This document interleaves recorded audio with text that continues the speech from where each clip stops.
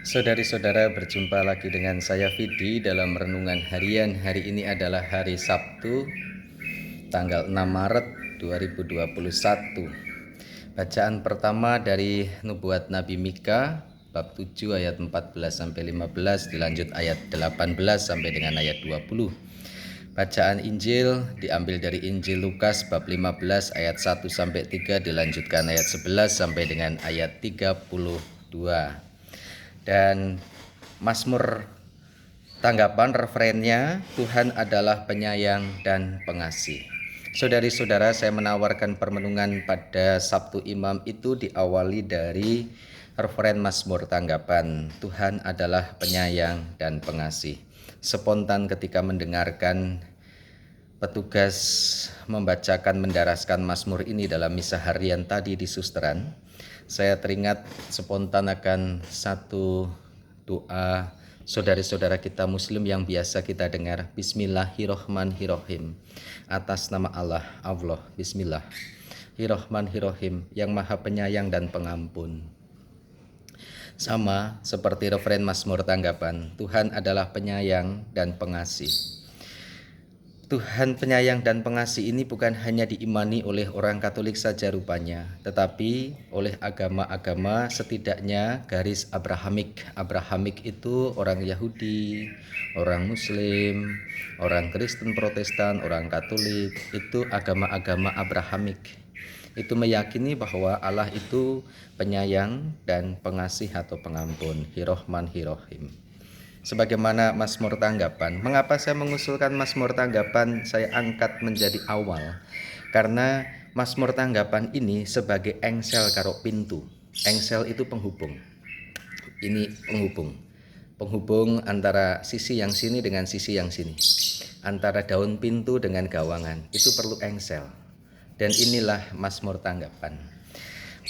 Engsel menghubungkan bacaan pertama dengan bacaan Injil. Bacaan pertama dalam kisah perjanjian lama oleh Nabi Mika diungkapkan keyakinan iman seorang utusan Allah. Bagaimana Allah Yahweh, Allah orang Yahudi, itu diyakini bukan Allah pendendam, tapi Allah yang pengampun, Allah yang penuh setia, Allah yang penyayang. Hal ini didasarkan pada keyakinan iman bapa-bapa leluhur mereka, mulai dari Abraham, lalu kisah Bapak Yusuf, dan seterusnya. Atas peristiwa-peristiwa sejarah nenek moyang mereka yang mereka terima, mereka peroleh dari cerita para pendahulu, Nabi Mika meyakini bahwa Allah yang mereka imani itu adalah Allah yang penyayang dan pengasih itu. Allah penyayang dan pengasih sebagaimana diyakini oleh Nabi Mika oleh dunia perjanjian lama ditampilkan dalam perjanjian baru.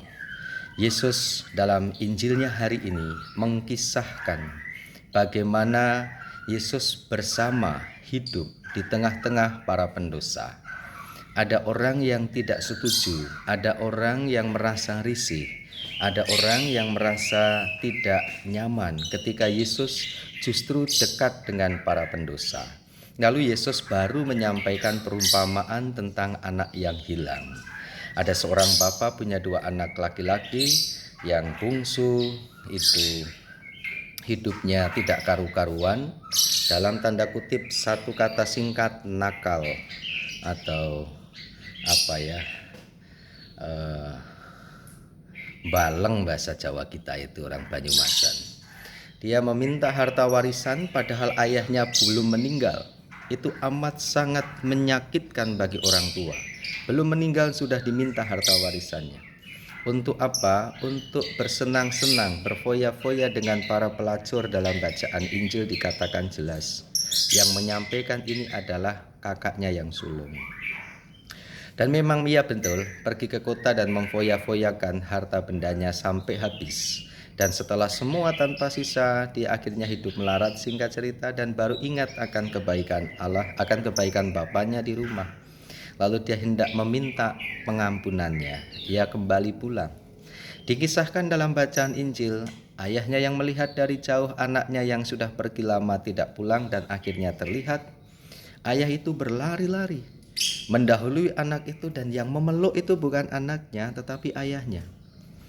Lalu menyuruh kepada para bawahannya, kenakanlah cincin pada jarinya, kasut pada kakinya, kenakanlah jubah yang terbaik, dan sebagainya. Bahkan mengadakan pesta diminta untuk menyembelih lembu yang paling tambun.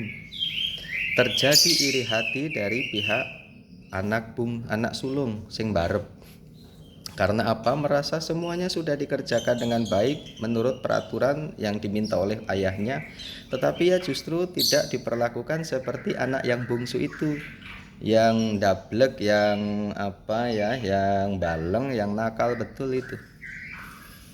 Saudari-saudara yang terkasih, melihat dari sisi seorang anak yang bungsu itu, saya pernah pengalaman real bagaimana saya mau mencoba untuk pergi jauh, meninggalkan jalan hidup saya, tanpa pamit kepada dalam tanda kutip Bapa saya yaitu uskup. Lalu setelah dalam kepergian saya itu, lalu kemudian saya mengalami ini dan itu, lalu akhirnya singkat cerita kembali, ada perasaan 1001 macam perasaan bersalah, perasaan negatif, perasaan bingung, perasaan tidak layak. Maka sangat masuk akal apa yang dikatakan oleh anak bungsu. Aku tidak layak lagi disebut anak papa. Itu sangat-sangat real. Pengalaman merasa diri sebagai bukan identitas jati diri seperti semula. Karena begitu merasa mendalam perasaan salah itu, syukur kepada Allah Bapa yang merepresentasikan sebagai Allah Bapa. Allah itu maha pengampun tadi dalam referen, maha pengasih. Kasih dan pengampunannya tak terhingga, dan inilah yang membebaskan, yang menyelamatkan, yang menguatkan dan menghidupkan kembali semangat itu. Saudari-saudara, ini terjadi bagi anak dalam tanda kutip dalam usia yang bukan lagi kanak-kanak tetapi masuk dalam dewasa. Ini menjadi inspirasi bagi para orang tua kalau ada permasalahan dengan anak-anak tetapi dalam tanda kutip mereka sudah menjadi dewasa, pribadi dewasa bukan anak-anak lagi. Kalau ada konflik antara orang tua dengan anak dalam tanda kutip yang sudah dewasa, tidak bijak kalau dilakukan dengan cara kekerasan atau dengan cara emosi dengan emosi.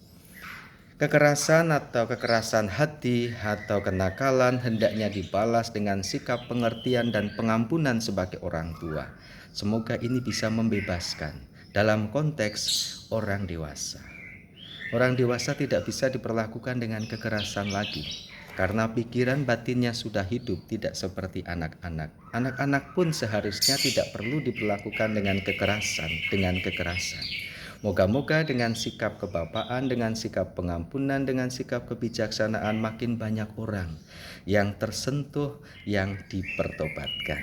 Tuhan memberkati Anda dan saya berkah dalam.